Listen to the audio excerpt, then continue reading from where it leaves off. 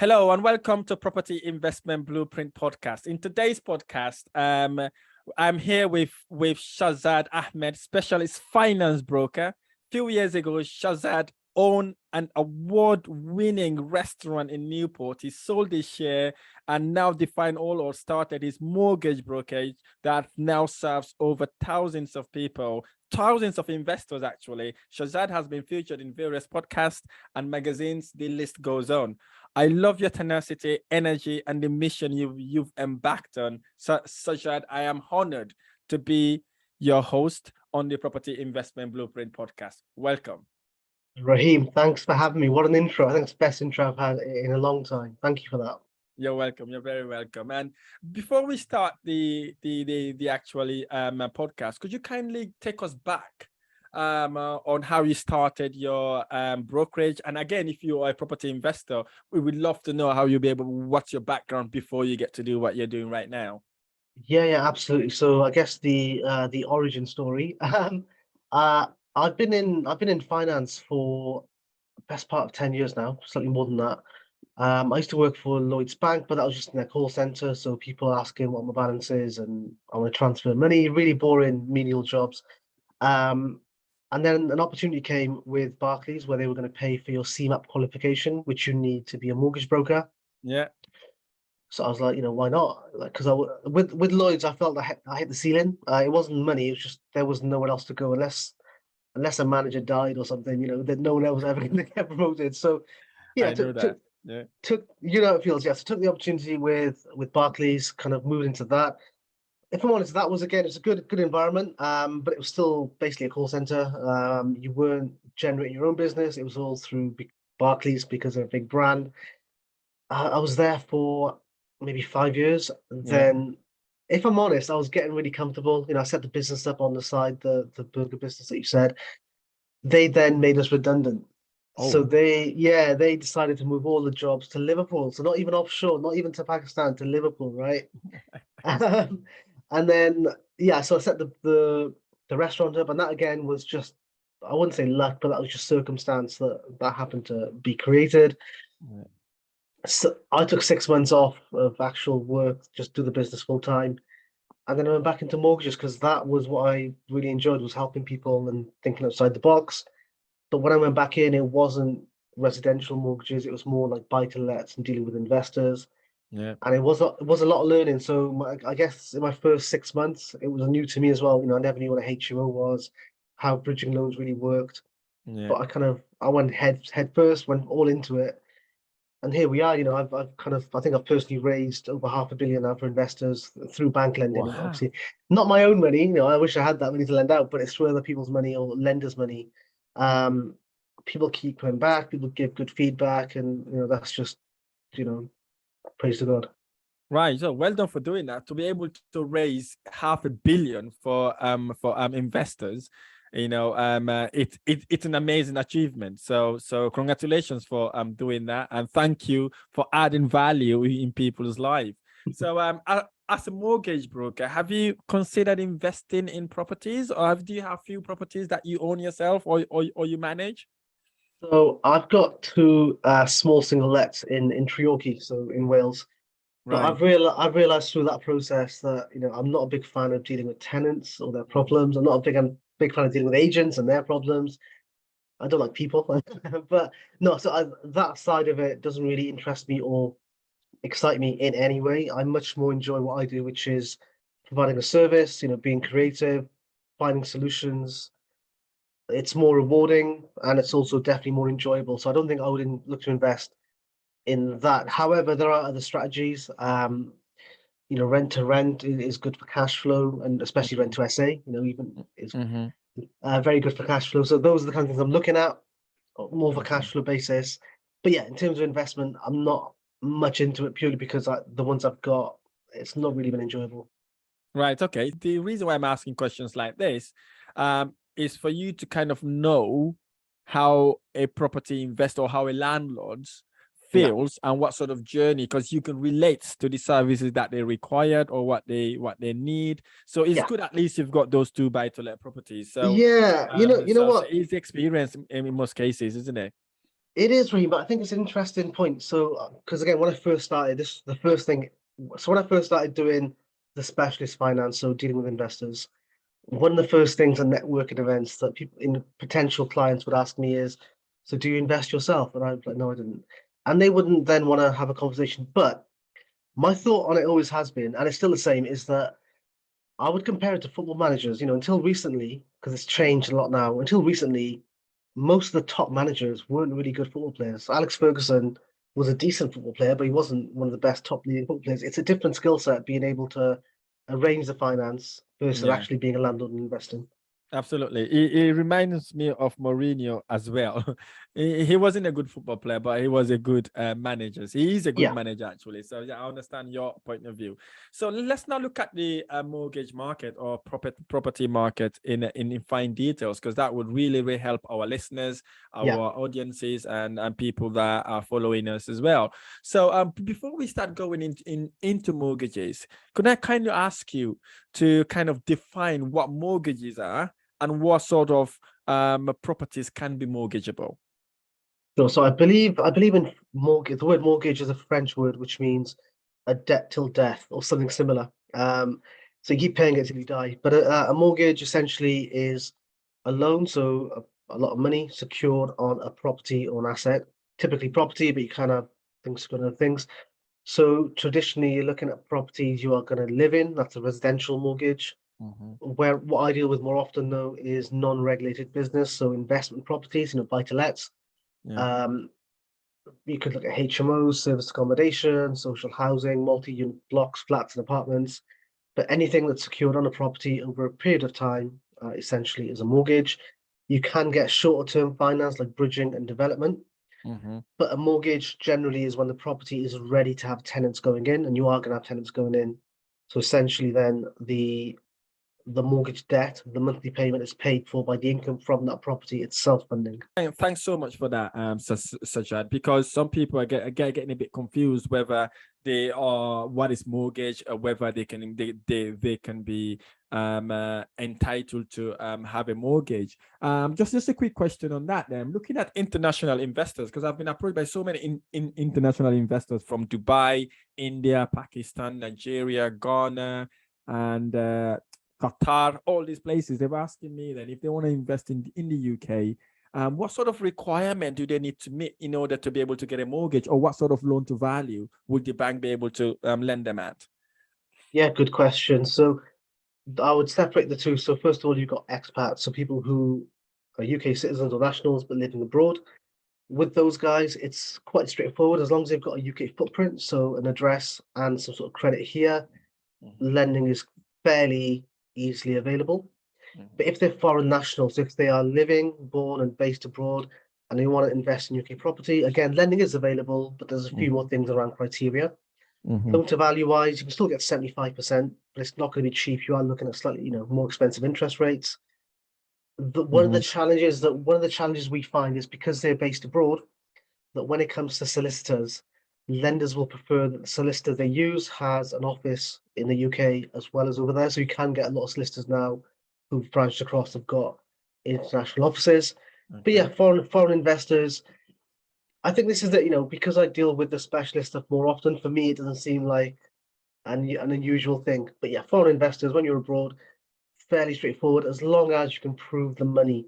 So that's the other thing. So, okay, you've got this massive deposit and you can evidence you've got the money, but the lender wants to know where you've got that money from. So if it's from savings, let's see the build up of that money.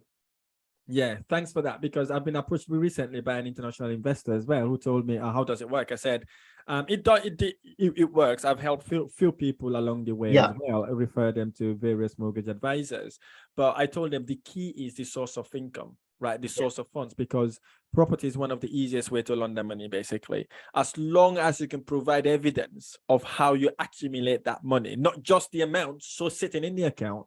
They want to see what you've done to actually get that amount. As long as you've got a legitimate account or business that can support where that money comes from, in most cases, there are kind of a backup. You may be able to get a mortgage. And with those investors, then do the bank looks at their credit rating? Because I'm not sure if credit rating comes into effect in that regard if they don't live in the UK.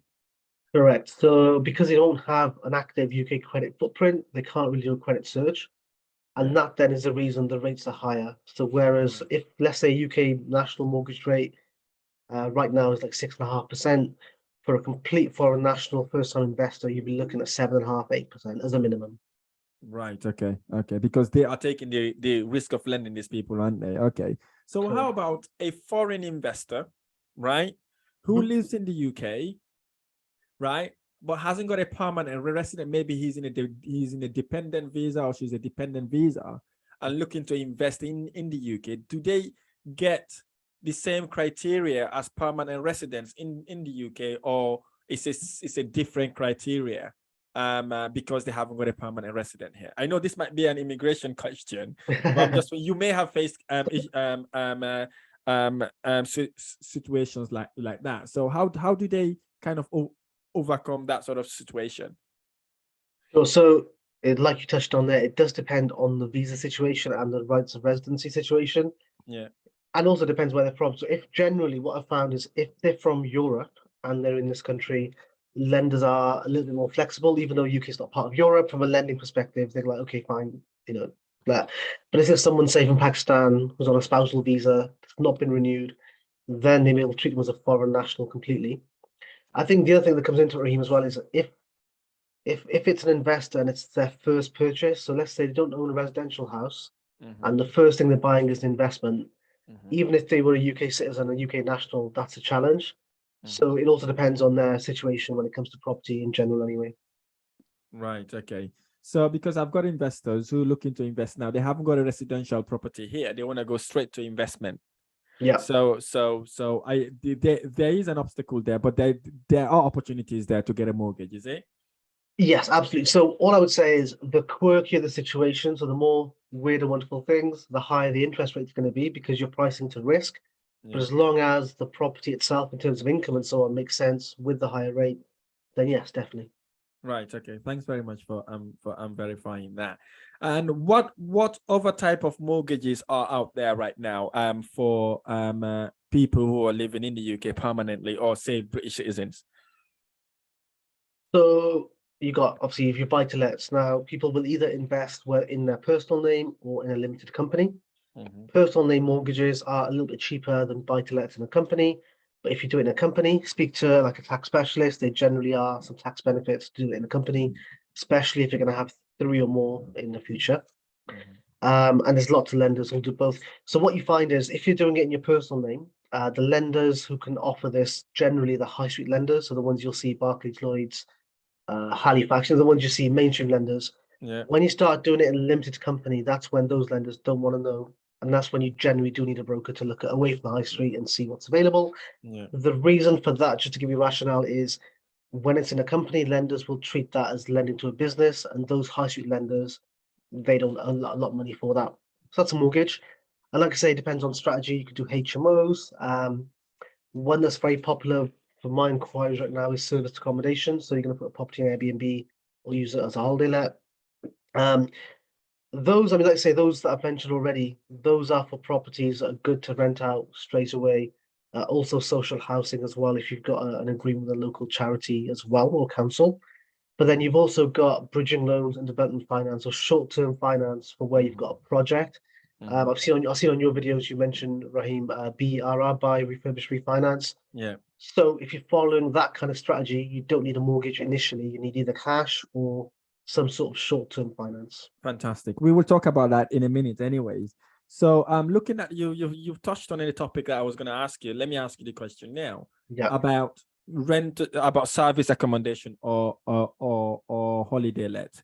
yeah, Suppose someone's got a property now, they've just renovated it, they've done the BRR model. So instead of renting it, they want to do a service accommodation in it. So what yeah. are the sort of requirements in terms of doing a remortgage on that basis? Do the lenders require a historic figure for the service accommodation, or what are the sort of things that the lenders normally look at?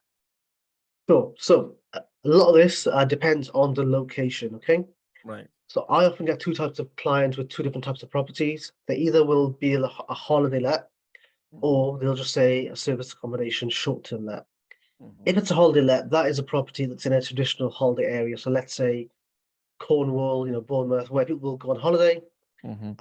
And with that, they can provide like a letter from a local holiday letting agent, Sykes, for example, quite a big one, to Mm-hmm. give you the high, low, medium occupancy figures, and the lender will use that for affordability.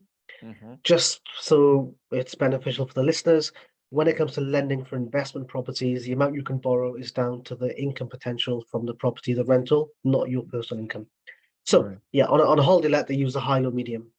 Now that doesn't work everywhere. So not to be rude to where I live in Newport in South Wales. There's a lot of short-term let here, but if they use the holiday let model, there is no real demand for high, low, medium in this part of the world. But the lenders that look at the Airbnb service accommodation, what they do is they say, okay, fine, forget what you think you're going to make. What would this rent at as on an AST? They'll then just use the AST figure for affordability, and as long as that works, they give you permission to do short-term lets. So really, it depends on location, and I think the second method is definitely the most common that I've come across, definitely the most favorable. And it seems to work best. I think the benefit of doing it this way as well is, let's say you have 6-9 months of good bookings and suddenly a bit of an empty period, you can put those properties back on an AST because the lenders assessed it on that basis anyway.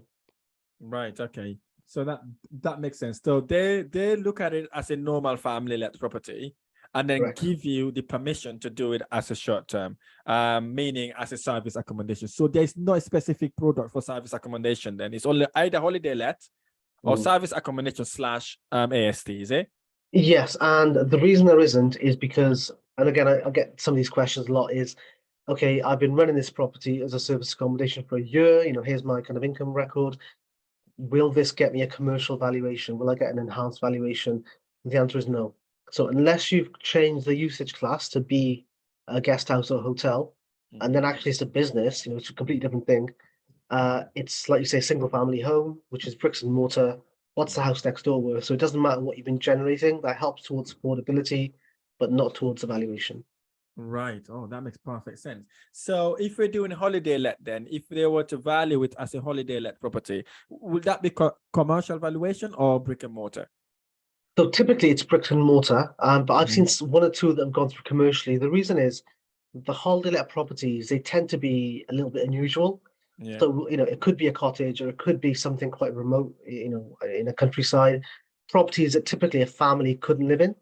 Yeah. So because they're not really a family home, they're quite unique. You can push and ask for an investment valuation, but whether or not the surveyor agrees with that is a different thing altogether. I think generally I've found is unless the usage class has changed to be non-residential, to be more commercial guest house, you don't really get an investment valuation. Right. I like that question because I've got so many people asking this question. This podcast will be really amazing. So just a touching then on the HMO side of things then. So if someone's got a HMO property and he was able to change it to a C4 use, Yeah. right? On what basis that the lenders kind of lend the money to the actual investor? Is it on a commercial basis or brick and mortar basis? So again, Rahim, the answer to a lot of questions is it depends. Okay. Now, Good. first of all, I think I kind of group lenders into tiers as to how kind of specialist they are. So your tier one lenders are your high street lenders. They don't do anything unusual, vanilla, mainstream, risk averse. Yeah. Then you've got your specialist tier two lenders, such as Kent Reliance, Foundation, Paragon Lendinvest. So specialist lenders, you may see or heard about them from other investors. They will lend on HMOs, but they will only still give you a bricks and mortar valuation because their funding is only for that. So even if you have got let's say with Foundation Home Loans, you've got 8-bed HMO, the way their funding works and the way they instruct their valuations is okay, fine, but we'll still only instruct it as a bricks and mortar. Now, if you've got an asset that you think, you know what, I've done a major refurbishment on this, I've reconfigured it, a family could never live in that without changing it back, I've spent a lot of money on it, and actually I want to get an investment valuation, then you have to go to the tier three lenders, the more commercial lenders such as Shawbrook Bank, Hampshire Trust, Interbay. Now, just to give you a mini kind of case study, one of my biggest clients, what he does is he literally does 4-bedroom to 6-bedroom HMO conversions, all under permitted development. Okay. He will use a bridging loan or an investor, but the bridging is with Shawbrook Bank. he will then refinance onto a Shawbrook Bank HMO mortgage. Mhm, So he's paying slightly more because of the tier lender that they are, mhm. but because he's used them for the bridge and they've given him an end value that's based on an investment figure, he gets an investment valuation on a 6-bed HMO. Right. Now, I've seen some of these properties. They're good. They're very, well done. However, they could easily be a family home. So he's not really changed the property significantly, but he's done enough work to justify the enhanced value. So it's always a risk, though. I'm not sure what you think, Raheem, that you could get, let's say, 75% of an investment valuation, Mhm. and let's say you go for a 5-year fixed. In 5 years, you might end up having to be stuck with that lender because you can't then go to a tier 2 lender who does a bricks and mortar valuation because you're not going to be able to repay your 75% of the enhanced Right. investment valuation. Yeah. Oh, I see. So there's a catch. So basically, do they value it room by room basis? Then if they're doing investment value, do they have a certain amount of percentage or formula that they use to kind of say, okay, this is what we think it would work at? Kind of, yes, good question. So what they do, the valuer will basically work out what the rental is and the yield. They'll then use a multiplier for that. They may take a certain percentage off for repairs and voids, maintenance, and that basically is the valuation. So like a business valuation. There's no real numbers to share on this because it is very specific to each location. Yeah. So Cardiff will have a different figure to the Midlands, and also if it's an Article 4 area, that can make the value even more enhanced. But Article 4 means that you can't get new HMOs, in that area. So Right. yeah, very, very location specific. Right, fantastic. So another question also I would have, basically, how about the HMO properties Mhm. that the landlord or the homeowner hasn't changed the use? They've only got a license for it. The use still remains the same. Maybe it's a 4 or 5 bedroom. Are the lenders okay with that, or you'd have to have a permitted development in order for them to lend you the money on it? So they would be happy to give you a mortgage offer up until that point, but they Yeah. will make it a condition for the solicitors that the usage class is changed and correct before they release the money. So it will have to be done. Okay. What we also find with HMOs is, and I don't know why things are slow these days. This world is very, very archaic, but licenses are taking a good 9 to 12 months to come through.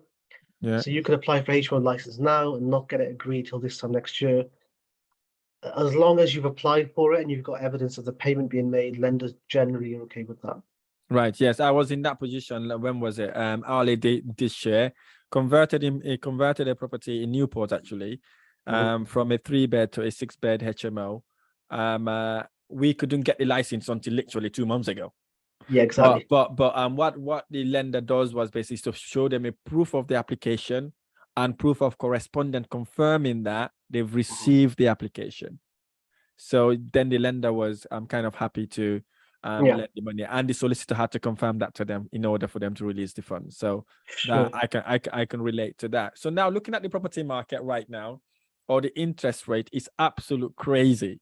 Nobody knows what's going to happen. The politicians, I don't know if they know what they're doing, and everything is just turbulent right now. Okay, it's literally, if you watch the news, you nearly would want to commit suicide if you're a property investor. And seriously, man, I'm remortgaging 3 of my properties right now. Yeah. I'm literally, I don't know what's happening, bro. It's literally Mhm. confusing. Interest rates are going up. The Bank of England doing something separate, different. The government is doing something different.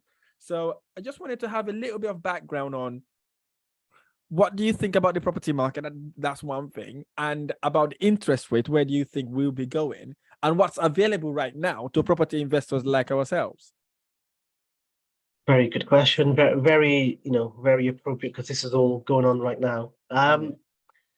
I think in terms of the property market, I think, it seems like the government is making it more and more difficult for investors to actually make profit on their investments. Yeah. There's a big drive for private home ownership, Yeah. but we're in a recessionary period where income really hasn't gone up. If you're in a PAYE job, your income 20,000 pounds 5 years ago as a salary is worth less than what it is today Yeah. because of the cost of living has gone up. So it's all good and well saying we want private ownership, but actually there needs to be ways of encouraging it and not. And then the schemes that they bring out, like the Help to Buy and the Home Guarantee Scheme, I don't do much in the way of residential finance, but I don't think they're all crack. They're all as good as they say they are because the government retain an ownership in the property, which goes up in line with the value. So you're actually putting someone back as opposed to putting someone. So yeah, I'm not a big fan of all these schemes, even though they try and push home ownership as a big thing.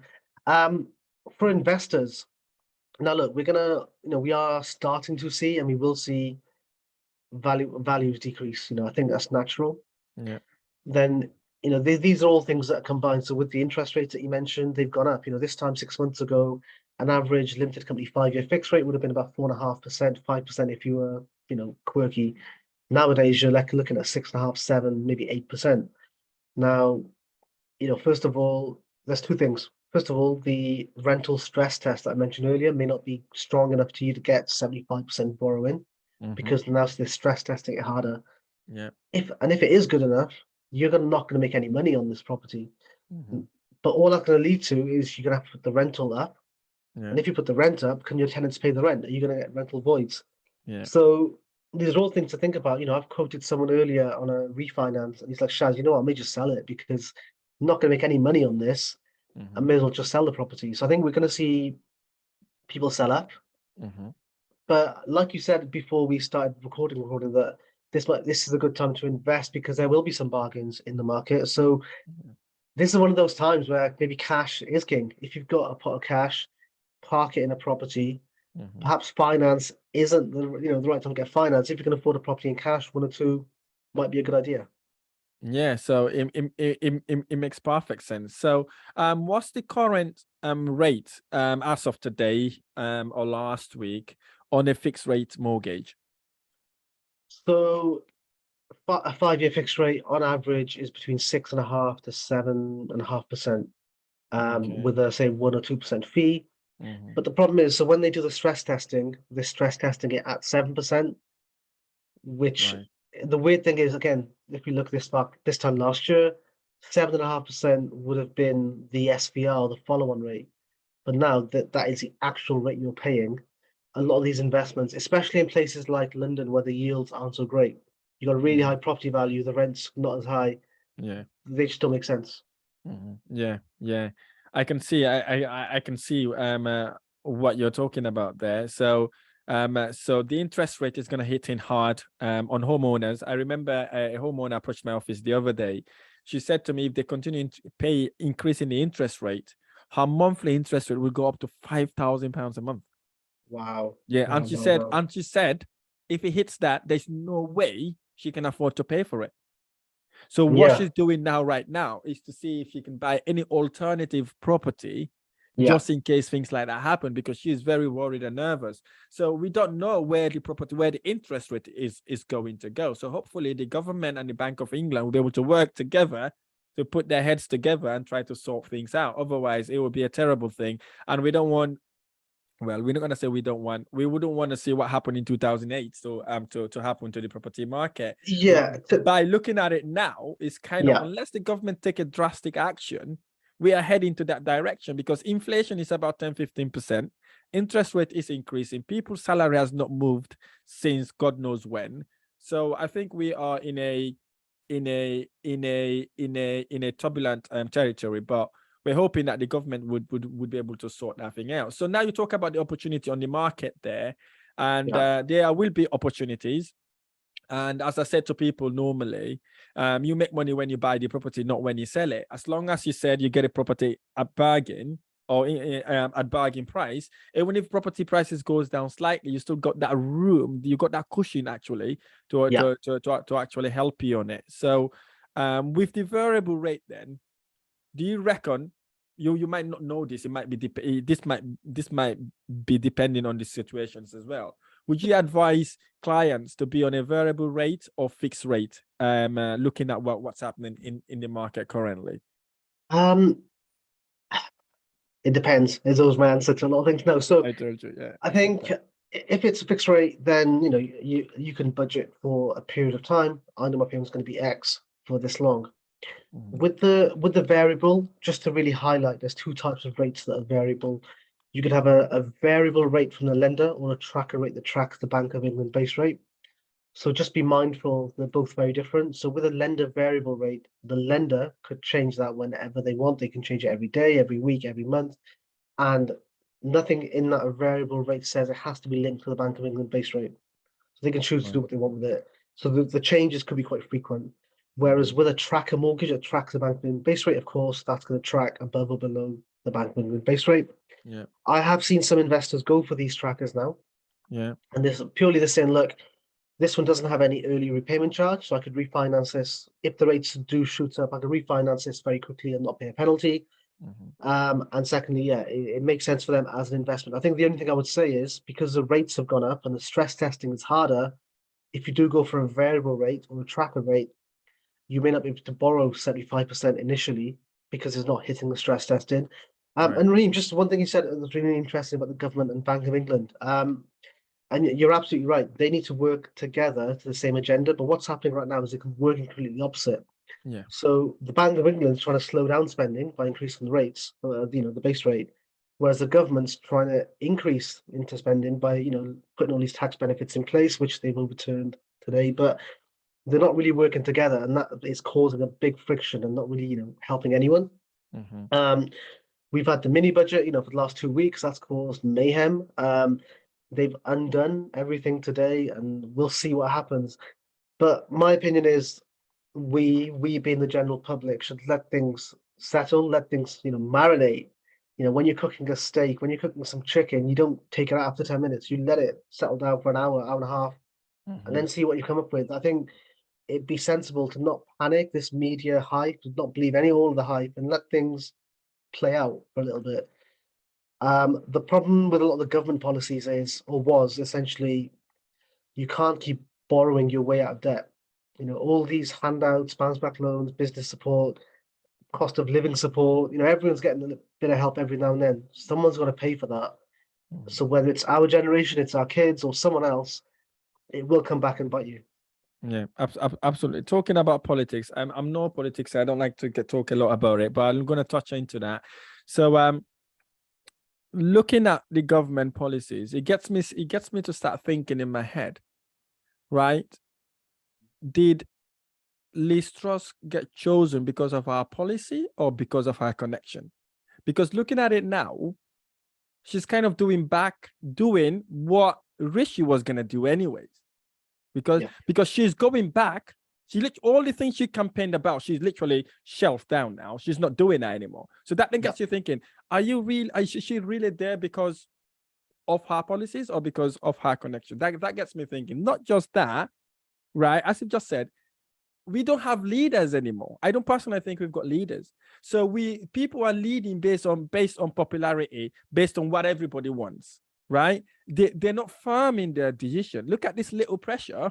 She had to go back, sack her chancellor, right, and reverse back all this stuff she's done.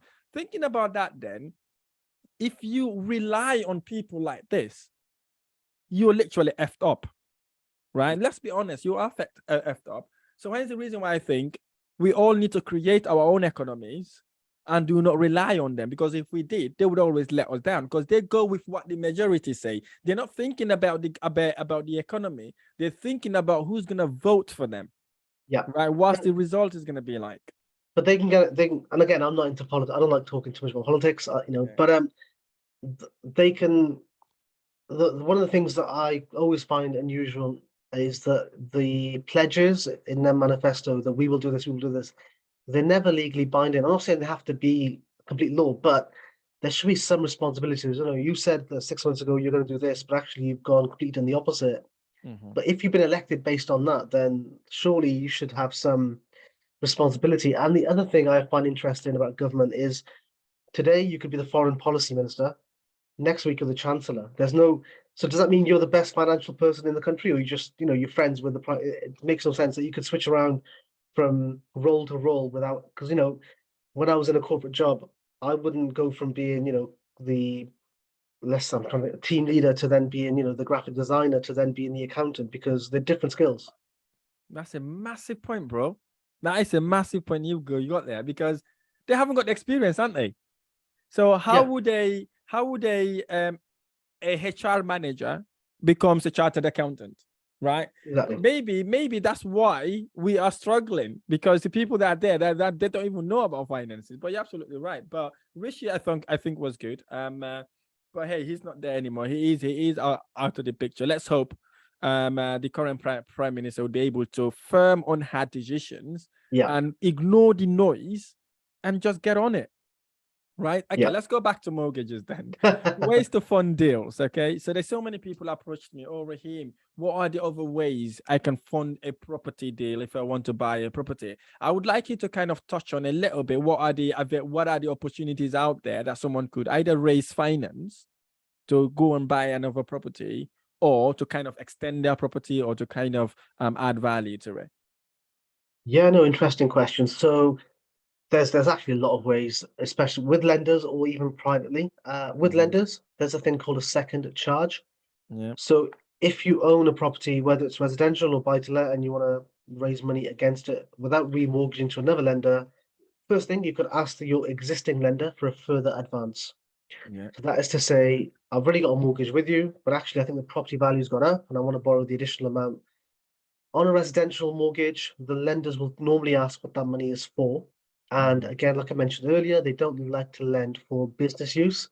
So if you did say it's for a buy-to-let portfolio, they might say no. But if they say no, don't lie to them. You know, there's other options out there. So you can then look at a second charge. Now, a second charge is a second mortgage with a different lender. Now they'll sit behind your main lender. So on land registry, there's charges.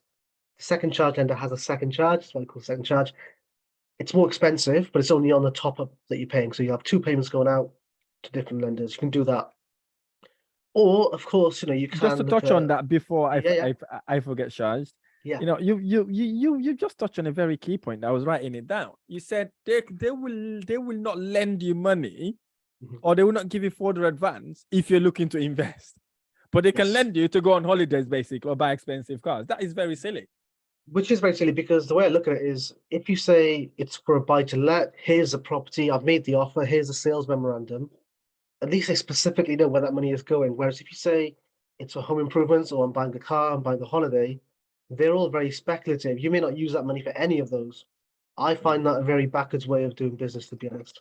Yeah, that's just tells you that the banks don't want you to make money. They want you to spend it so you can be paying that debt as long as you possibly can.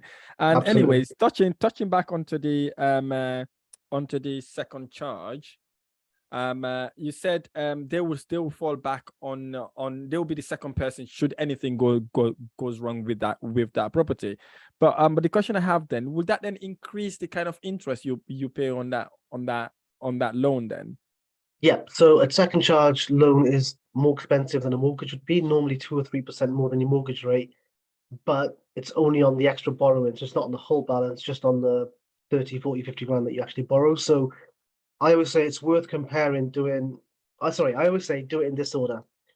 Speak to your current lender first, ask them for the further advance. That's always going to be the cheapest option because you don't pay any broker fees, no valuation fees, no legal fees. That's always going to be cheaper and so on, less fees. Yeah. Then if that's not an option, then compare. So compare a second charge versus a full-on remortgage to another lender. The reason you compare is if you do a remortgage, you're going to pay any early repayment charges on your current mortgage.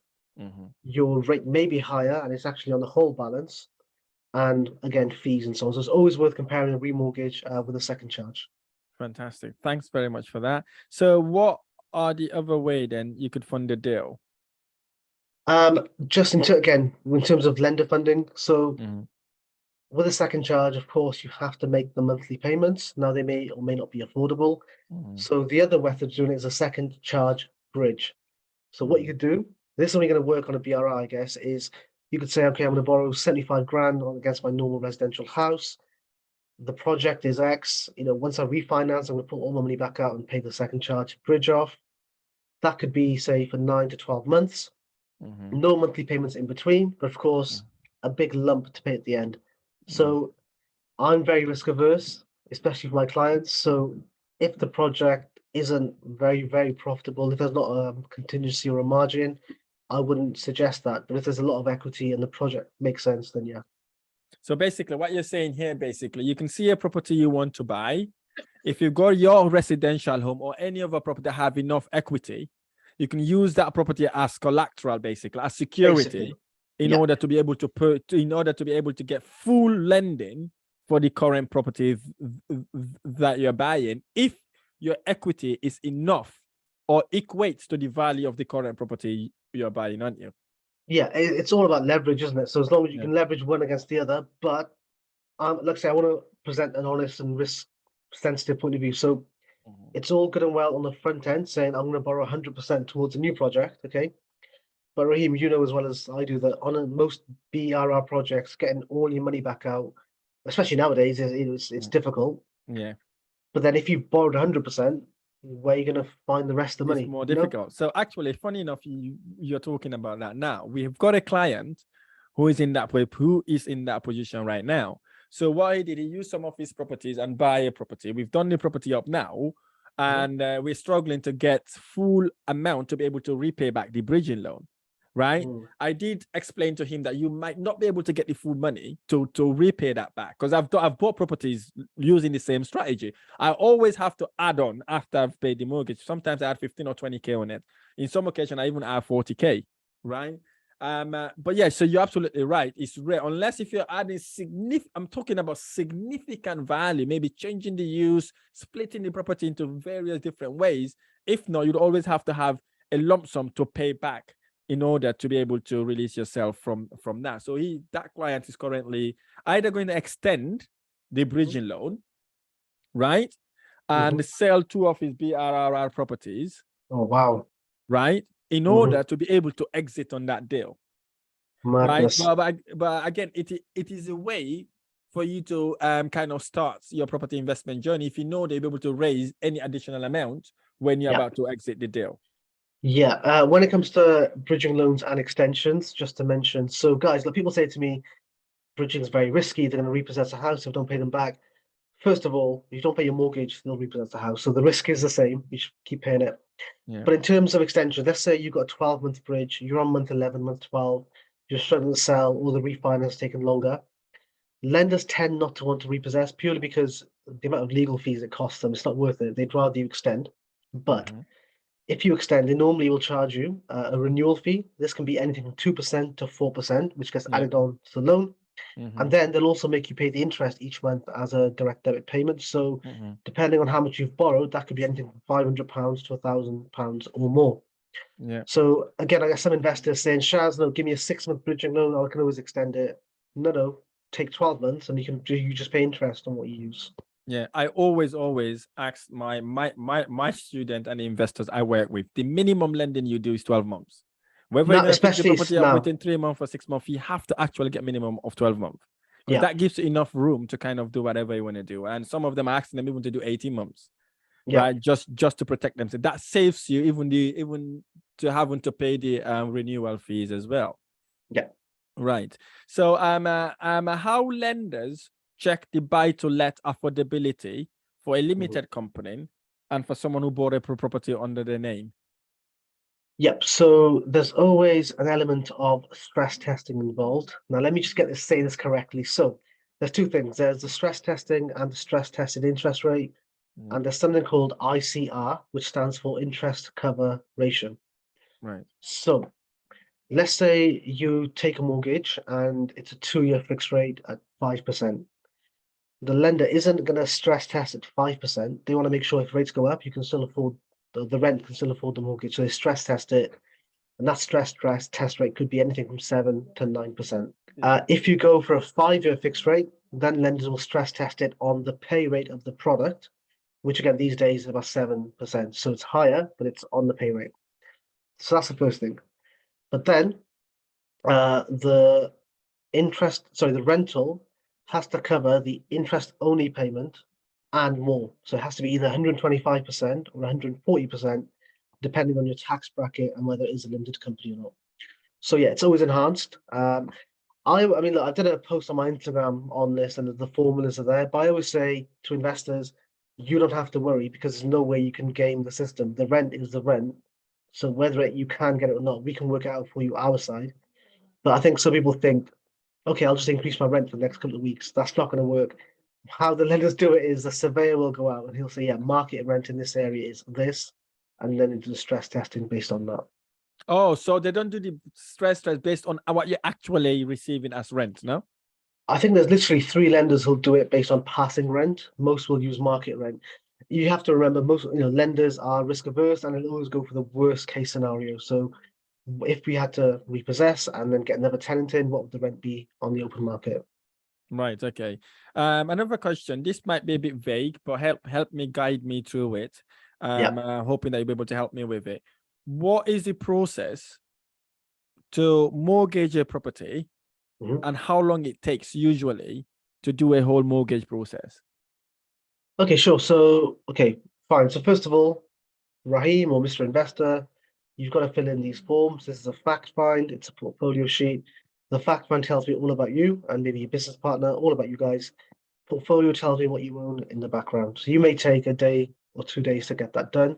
Mhm. Once I've got that back, I do the research, come back to you with the rates and the fees, and we say, okay, let's go ahead.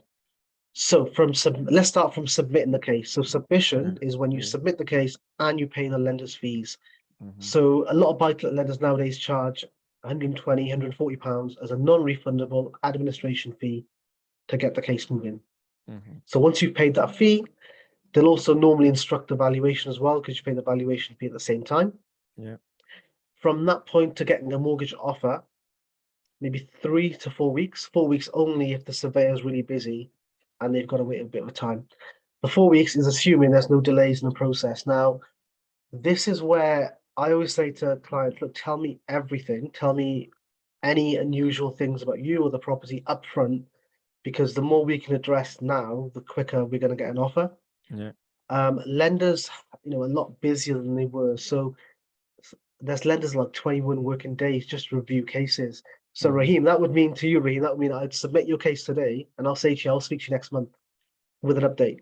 It's ridiculous. So, but what you want is by that point to get an offer, not to say, oh, by the way, they've asked you another question about your bank Yeah. statements, Of course. Yeah. Yeah. So let's say 3 or 4 weeks to get a mortgage offer, and then it goes into, the abyss that is solicitors and legals.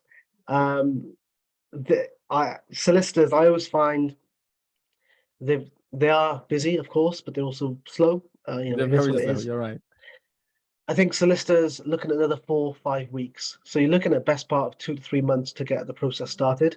Mhm. Some tips for working with solicitors, guys, is before you actually work with a solicitor, give a few solicitor firms a call, ask them how busy they are, if they have availability to take your case, Yeah. tell them which lender you're potentially going to be using if they've worked with that lender before. Ask them, ask the individual solicitor, do you have any holidays booked in?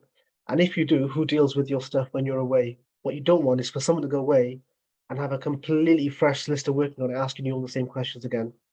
Mhm. Um, Also ask them, can you do anything via Zoom or do they want to visit the office? Because there is no Mhm. point having a remote solicitor. And the most important thing, make sure you set a completion date. Because if you say ASAP, that's open-ended. That could be tomorrow or that could be next year. But if you say, I need this completed by the end of November, I guarantee you, here's what will happen, right? Nothing will happen until the last week of November. And then the last week, they start chasing you for documents. But make sure you set a completion date. Right. I like that. So I really relate to that as well. So I always tell my investors, the people I work with, you have to put a date. Yes. You'll never get that date anyways. But if you put a deadline, right, Yeah. they work towards that deadline, and they will Yeah. never ask you a question until the last couple of days Mhm. completion. Then they bombard you with all these questions. So I really understand that. So thanks for sharing that with me. That's a very, very good golden nugget. So in terms of remortgage, then is it about the same length or is it a bit shorter when it comes to remortgage? Remortgages are slightly quicker, but maybe a week or two quicker. The reason it's slightly quicker is again with solicitors, there'll be a lot of information you have already, so some of the things will already be signed off. And because there's not a vendor, there's not a third solicitor involved, it's all slightly cheaper, slightly more contained in that.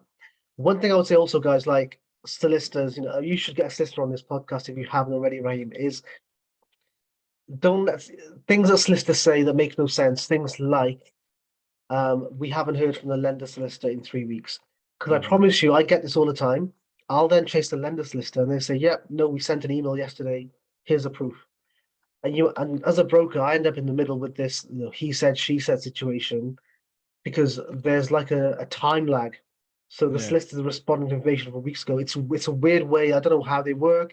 They write to each other in weird English. But yeah, so solicitors will always play the blame game. They'll always say the other side has been difficult or the other side's been difficult. Don't let that get to you. Don't be emotional about it. Just play it factual, and maybe ask them to copy you into email so you know who is actually doing what. Yeah, I like that. So what I also do to my investors, I tell them like, listen, contact the solicitors every couple of days, right? Because these people are so busy. It's not like they don't want to do your work. It's because they've got so many stuff going, they tend to forget about you. Every couple of days, send an email asking, pretend like if there's anything you could help them with. That would at least jog their minds. And then every other week, give them a call just to find out where you are, because it's very important, because otherwise you will never ever get to finish or complete a deal. So I really like that as well. So looking at the property now, when do you reckon is the good time or the best time to either remortgage a property or mortgage a property? So with the remortgages, like if you are doing a BRR, for example, I would say to investors, give me a call, and let's get the application in 2 or 3 weeks before the property is finished. And the reason being is they're going to call you, the investor, to book the valuation in, so you can book it in when you know it's going to be ready. But at least your application is submitted and you secured the interest rate. Yeah. So yeah, remortgages 2 3 weeks beforehand. In terms of rates, look, they're going up and up and up. You want to secure in maybe as best you can. With a mortgage for a purchase, again, as soon as you're ready, but offers generally are valid for no more than 6 months. So keep that in mind. So if you're buying something that's new build that needs longer, you might need to wait a little bit more before you do that. So if I bought a property now, suppose I bought a property now, Mhm. that needed significant value to be added in, and I was able to do that work within 2 to 3 months, would I be able to remortgage straight away? And would I be able to kind of get the same valuation I'd expect? What is the sort of situation in that regards?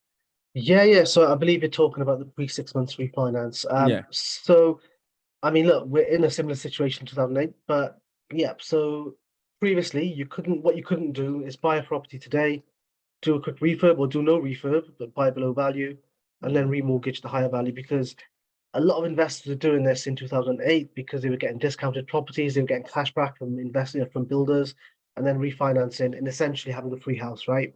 Yeah. So for a fair bit of time, that was not something you were able to do. However, now, like 2022, there's plenty of lenders out there who'll do a refinance within 6 months of ownership at the new value. Key things are you just have to evidence what you've done to add the value. So schedule of works, bank statements, and invoices that support each other. Those are the main things. The surveyor will go out and just value what they see on the day, but the lender just needs to support that with the bank statements, invoices, schedule of work. So yeah, you can refinance within 6 months. If anyone tells you any different, they're chatting absolute trash. Okay, good. Thanks very much for that. So, what are your thoughts on the challenges facing landlords, developers, and investors at the moment? It's difficult. It's difficult times. I think it's difficult for any business owner right now, any kind of small to medium business owner. I think they're the ones who are feeling the pinch quite a lot, with corporation tax and stuff as well. So investors, developers, landlords, what I think eventually will happen is the people who are not big portfolio landlords, the kind of people who've been on a course and maybe bought their first house or second property, they're the ones who are going to struggle slightly. And the reason I say that is I saw 6 months ago in kind of the industry news that big banks like Lloyd's, I believe NatWest, and also people like John Lewis, they were going to branch out and buy land and stock and buy properties and become institutional landlords themselves. And I can see if things go the way they're going, I can see that happening a lot more, is where we'll see large institutions owning a lot of stock, maybe taking a lot of stock back off existing landlords because they can absorb rates going up because they've got this big pot of money already. I think for smaller kind of potential landlords, especially if you're risk averse, you may feel the pinch, you may feel the struggle. Your BRR project may not refinance at the value maybe you expected. So you're leaving a bit more money in than you wanted. And if the rents aren't strong enough, you may not, get what you need at the end value anyway for the refinance. But as we said, rents are due to increase, and it's a good opportunity because if you're I've got landlords who are remortgaging existing tenanted properties, right? And they say, Shaz, the market rent is, £600, and we can't increase it because we've got a tenant to the contract, till next year. We can't increase the rent either. But if you just done a BRR, you're getting fresh tenants in. You can put the rent in whatever you want. So if the market has changed, if the market now is higher, you can put in a higher rent, and it's it's within the market. So I think that's definitely a good opportunity to get higher rents in because the market now reflects that. Yeah. Okay. Thanks for that. So I know you might not be able to kind of answer this question correctly as well, or maybe you would have to you know it actually. What does the future look like for the property finance and bridging finance market? So interestingly, bridging lenders haven't really increased their rates a lot during this period. The reason for that is most of the bridging lenders have got private funding. So it's money from rich investors, or they have a hedge fund or things like that. But because it's private money, they don't really rely on the Bank of England base rate to make a profit. They just want a return, and that's why they charge interest rates. So those rates haven't really increased. A lot of lenders have got funding from America. JP Morgan actually fund a lot of bridging lenders. So again, if anything, JP Morgan in a stronger position, they might be able to decrease their rates. Who knows? So I think bridging hasn't really changed. What has changed is the attitude towards end values, because now suddenly are they going to be as strong as they were before? Can we lend you as much as we normally have? So yeah, bridging, I think, is going strong. When it comes to lending for mortgages, I believe it really depends on the strength of the funding line, and this is where the high street lenders, the tier one lenders, I believe will be fine, because they've still got all these people in got savings, got bonds, and all the ISAs where they can lend the money from. When you've got the tier two or the tier three lenders who are a bit more specialist, whose funding lines perhaps aren't as secure, I'm not going to say they'll stop lending, but they might say we'll only lend 70% loan to value, or they might make it harder to actually access their money. They might change their criteria. Yeah. So this is the big difference between 2008 and now. 2008, literally there was an issue, actually accessibility of money. Here, the liquidity, the funds are there. It's just the rates have gone up because the pricing needs to be sorted out. And going back to the whole politics thing is, because it's so inconsistent and things keep changing, lenders genuinely have got no idea of pricing. They don't know where to price things to still make a profit. Wow. Thanks very much for that. So really, really appreciate that answer. So do you have any particular lessons or mistakes you've made in the past in properties that other investors can learn from? I think the main lesson, especially when I do a lot of bridging finance, is, and you said it as well, Rahim, is take a longer term than you think you need. Add on 3 months to everything. If you think you're going to get a bill done in 6 weeks, great, good for you, but add on 3 months. If then you want to refinance, and like you said, refinance takes 3 months, add on another 3 months. So always factor in contingencies, whether it's to the term of the bridging loan, whether it's to the cost of the actual works, work on a worst case scenario for your end values. I think now, especially, keep investing, but it's time to be conservative and be sensible.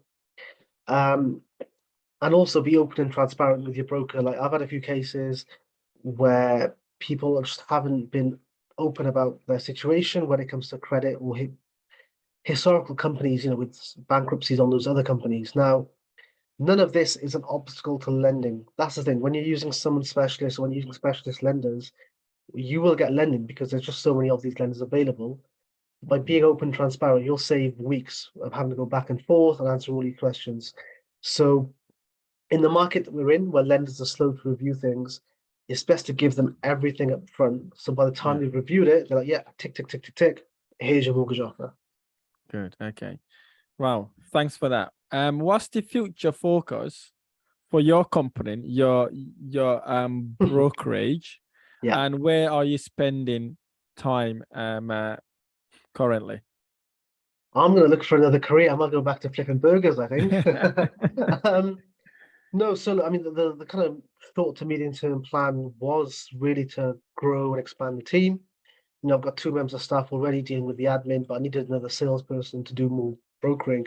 But I'm going to slow down on that slightly until we know generally what happens with the economic climate for mortgages. Yeah. But that's the plan, just to grow the team, get more brokers on board, get people, like myself, who've got similar work ethic and can learn and pick up things very quickly, to get them to help other investors as well. Fantastic. Thanks very much for that. This podcast is called Property Investment Blueprint Podcast. What does property investment blueprint means to you?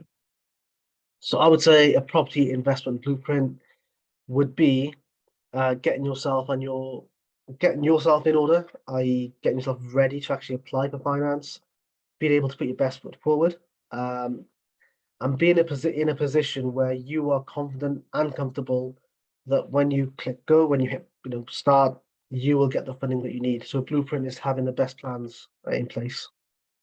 Fantastic. Thank you so much for that. So if you were to invite anybody on the podcast, who do you recommend that we would need to have on the Property Investment Blueprint? Oh, to your podcast. Oh Yeah. God. Let me think. A good a good solicitor, but I'm not sure if you'll find any. Okay. Right. A good look. I know people say the word power team and they kind of joke about it, but I think it's worth having a good property finance person, like an accountant. It's worth Yeah. having a good broker. It's worth having a good solicitor, because then instead of starting fresh each time, you've got your go-to people. Here's my new deal. Here's the numbers. What can you get for me? Yeah, so I think it's worth having a right team around you. Right. Okay. So for the property podcast, then, who would you recommend we interview on the podcast? Right, you want the names on? Okay, cool. Let me think. Who do I like listening to? Investment. Okay, there's a guy from the Midlands. He's doing really good things right now. Steve Hamilton. Have you seen his stuff on Instagram? Steve Hamilton. Yeah, he's from Birmingham. He's got his own kind of education company, Property Circle, and I've been to the offices. He's got literally 2 or 3 people, like cameramen, following him around all the time. Yeah. And the way they do the editing is amazing. But his projects are really good as well. Okay. Brilliant. Okay. Thanks very much for that. So, how do people find you and learn about your services? So I would suggest people add me on Instagram. Instagram is at wheresshaz, so it's double S in the middle, and there's no question mark. And if they want to follow my brokerage, I'd very much appreciate that. So that's at Elan Property Finance. That's ELAN Property Finance. Do you have an email address as well that we could contact you on? Yeah. So it's Shaz, which is SHAZ at elanpropertyfinance.co.uk. Fantastic. Thank you so much, Shaz. Really, really appreciate having you in the Property Investment Blueprint podcast. And I'm super excited about what you got to offer in the future and really, really look forward to working with you in the near future. Thank you so much for joining us today. Thank you for having me, Reem. Thank you.